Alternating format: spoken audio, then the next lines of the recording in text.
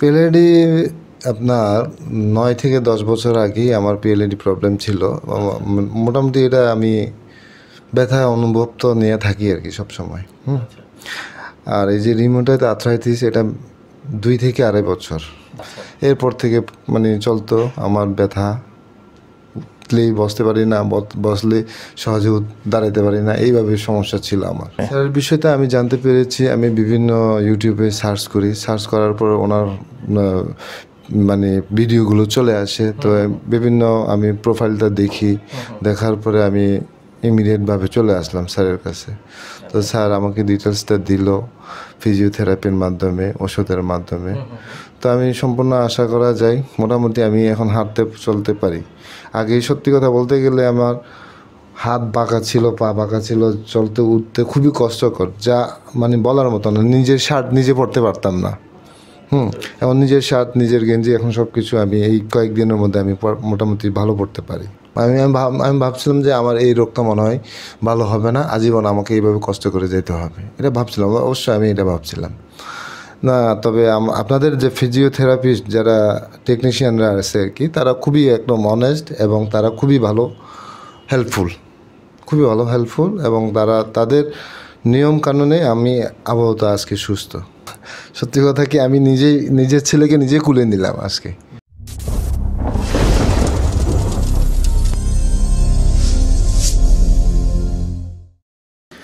আসসালামু আলাইকুম দর্শক, আশা করি আপনারা সবাই ভালো আছেন এবং সুস্থ আছেন। মেডিকেল বিডির পক্ষ থেকে আপনাদের সকলকে স্বাগতম। দর্শক, আজকে আপনাদের সাথে এমন একজন পেশেন্টের সাথে পরিচয় করে দিব, যিনি দীর্ঘদিন যাবৎ উনি পিএলআইডি রোগে ভুগছিলেন। পাশাপাশি ওনার সার্ভাইকেলেও কিছু সমস্যা ছিল এবং উনি আর্থ্রাইটিস রোগে ভুগছিলেন, রিউমাটয়েড আর্থ্রাইটিস। দীর্ঘ একটা সময় ধরে উনি এই রোগে ভুগছিলেন এবং বিভিন্ন জায়গায় উনি বিভিন্ন ধরনের ট্রিটমেন্টও করেছেন, বাট সঠিক যে ট্রিটমেন্টটা সেটা উনি কখনই করতে পারেননি। তার ফলশ্রুতিতে হয়েছে বারবারই চিকিৎসকের কাছে গিয়েছেন এবং ব্যর্থ হয়েছেন, এবং পরবর্তীতে তিনি ডক্টর মোহাম্মদ শফিউল্লাহ প্রধান ওনার আন্ডারে থেকে ট্রিটমেন্ট করে আজকে সম্পূর্ণ সুস্থ এবং ভালো হয়ে উনি বাড়ি ফিরে যাচ্ছেন। আসুন ওনার মুখ থেকে আমরা আজকে পুরো ঘটনাটা আমরা একটু জানবো, প্রথম থেকে শেষ পর্যন্ত। আসসালামু আলাইকুম স্যার, আপনার নামটা একটু বলেন। আমার নাম মঙ্কিউ মার্মা। আচ্ছা স্যার, ঢাকায় তো থাকেন? ঢাকায় থাকি আমি, মিরপুর 10-এ থাকি। মিরপুর 10। স্যার, প্রফেশনগতভাবে আপনি কি করেন? আমি চাকরি করি, জব করেন। স্যার, আমাদেরকে কি একটু বলবেন যে আপনার এই রিউমাটয়েড আর্থ্রাইটিস এবং এই পিএলআইডি রোগে আপনি ঠিক কত বছর যাবৎ ভুগছিলেন?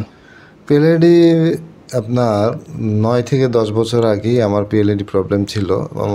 মোটামুটি এটা আমি ব্যথা অনুভব তো নিয়ে থাকি আর কি সবসময়। আর এই যে রিউমাটয়েড আর্থ্রাইটিস এটা 2 থেকে 2.5 বছর।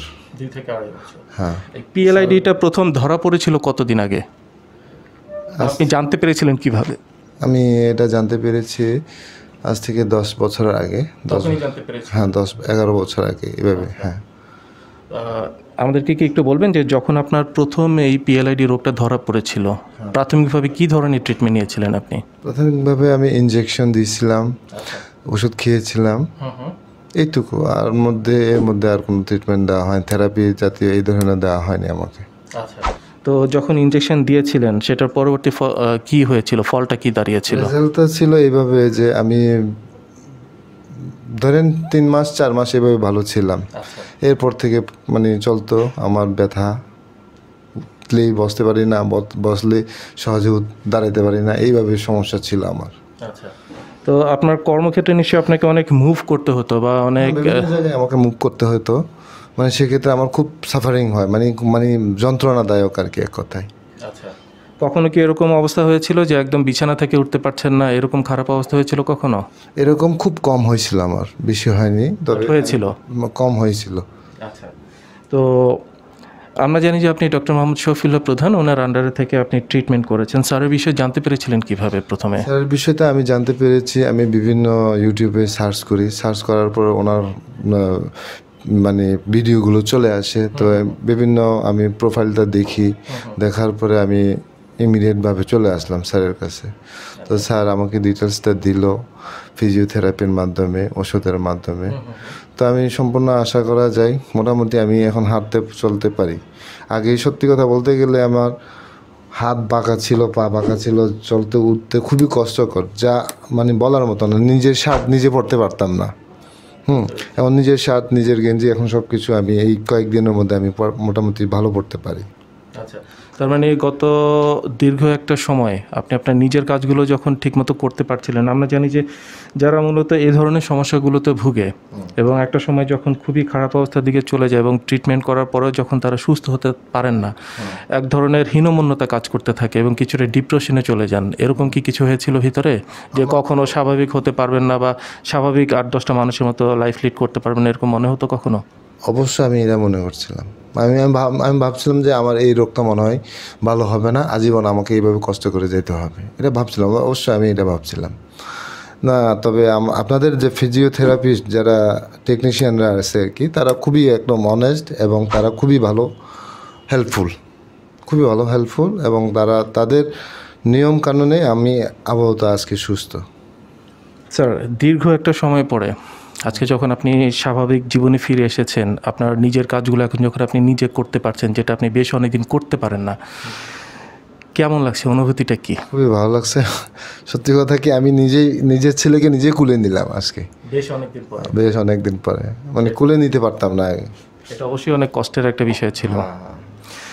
স্যার, যখন আপনি এক ধরনের হীনমন্যতায় ভুগছিলেন এবং আপনি সঠিক ট্রিটমেন্ট পাচ্ছিলেন না, তখন আপনি এই ট্রিটমেন্টের বিষয়ে যখন আপনি ইউটিউবে সার্চ করছিলেন, তখন আপনি স্যারের বিষয়ে সবার প্রথম জানতে পারেন। তো স্যারের কাছে যখন আপনি আসেন, স্যার আপনাকে দেখে কি বলেছিলেন প্রথমে? স্যার বলল যে আপনি চিন্তা করেন না, আপনি ঠিক হয়ে যাবেন, তো আপনি অ্যাডমিট হন। আমার কয়েকটা টেস্ট দিল, টেস্টের মাধ্যমে উনি টেস্টকে দেখেই বললো যে আপনার পরের দিন আপনি অ্যাডমিট হয়ে যান। তো আমি ওনার কথা আর দেরি না করে অ্যাডমিট হয়ে গেছি। এখন এই 17 দিনের মধ্যে আমি মোটামুটি অনেক সুস্থ। মাশাআল্লাহ।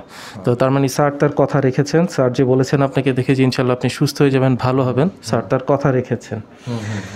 স্যার, আপনার কাছে আরেকটা বিষয় একটু জানতে চাই। যেমন আপনি যেটা আমাদেরকে প্রথমে শেয়ার করেছেন আমাদের সাথে, যে আপনি বিভিন্ন জায়গায় বিভিন্ন ধরনের ট্রিটমেন্ট করেছেন গত 10 বছর যাবৎ, বাট আপনি সঠিক ট্রিটমেন্ট আপনি পাননি এবং এই 10 বছর যাবতই কিন্তু আপনি কষ্টের ভিতর দিয়ে আপনার একটা জীবন গিয়েছে। হতে পারতো সেটা আরও অনেক খারাপ অবস্থায় চলে যেতে পারতো। এই যে একটা সঠিক ইনফরমেশন বা সঠিক একটি নির্দেশনা বা সঠিক একটি আপনার ইচ্ছা শক্তি, এটা কিন্তু আপনার জীবনটা আজকে সম্পূর্ণ বদলে দিয়েছে।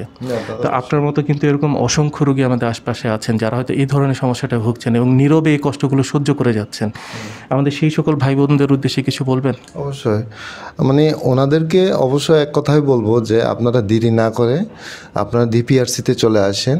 এখানে মানসম্পন্ন চিকিৎসা হয় এবং আমি নিজেও চিকিৎসা পেয়েছি। চিকিৎসাতে আমি মোটামুটি সন্তুষ্ট, আমি সুস্থ আছি এখন। মাশাআল্লাহ। দর্শক মণ্ডলী, এতক্ষণ আপনারা মংনেও ওনার কাছ থেকে আপনারা শুনতে পেলেন যে উনি দীর্ঘ একটা সময় উনি রিউমাটয়েড আর্থ্রাইটিস এবং উনি পিএলআইডি রোগে উনি ভুগছিলেন। উনি একজন বেসরকারি চাকরিজীবী। সেই কাজের উদ্দেশ্যে ওনাকে বিভিন্ন জায়গায় ওনাকে মুভ করতে হতো, বিভিন্ন সাইটে যেতে হতো এবং একটা সময় এরকম অবস্থা হয়ে গেছে যে উনি ওনার নিজের জামাটা উনি নিজে পরতে পারতেন না, নিজের ছোট সন্তান তাকে উনি কোলে নিতে পারতেন না। এটা একটা মানুষের জন্য কিন্তু আসলে অনেক কষ্টের একটা বিষয়। যখন একটা মানুষ, পরিবারের প্রধান মানুষ, যিনি সবচেয়ে বেশি করে ওনার নিজের পরিবারকে উনি আগলে রাখেন, পরিবারের কর্মক্ষম মানুষটা হঠাৎ করে যখন এই ধরনের সমস্যাটা পড়ে, এই ধরনের মানুষ দেখা যাচ্ছে কিছুটা হীনমন্যতায় ভুগতে থাকেন। সেই অবস্থা থেকে মনের জোরে ফিরে আসাটা অনেক বড় একটি ব্যাপার, নিজের সাথে নিজের যুদ্ধ করাটা, এবং উনি কিন্তু পেরেছেন এবং আপনারাও কিন্তু পারবেন।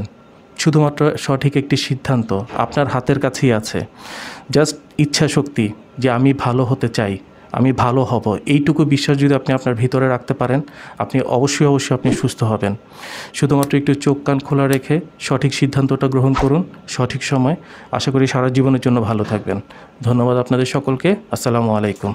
আপনাকে অসংখ্য ধন্যবাদ। আসসালামু আলাইকুম। আপনাদেরকেও ধন্যবাদ। ডিপিআরসি স্পেশালি আপনাদের